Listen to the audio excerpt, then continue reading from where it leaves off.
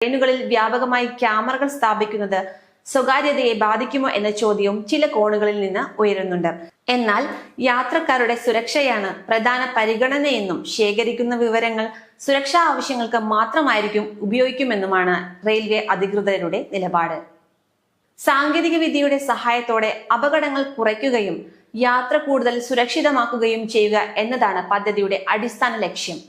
ട്രെയിനിൽ എന്തെങ്കിലും അടിയന്തര സാഹചര്യം ഉണ്ടായാലോ സുരക്ഷാ ഭീഷണി നേരിട്ടാലോ യാത്രക്കാർക്ക് റെയിൽവേ ഹെൽപ്പ് ലൈൻ നമ്പറായ 139 ഉടൻ ബന്ധപ്പെടാം.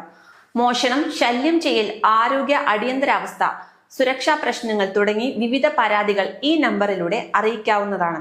അങ്ങനെ ഇന്ത്യൻ റെയിൽവേ സുരക്ഷാ രംഗത്ത് പുതിയ അധ്യായം തുറക്കുകയാണ് AI ക്യാമറകളിലൂടെ.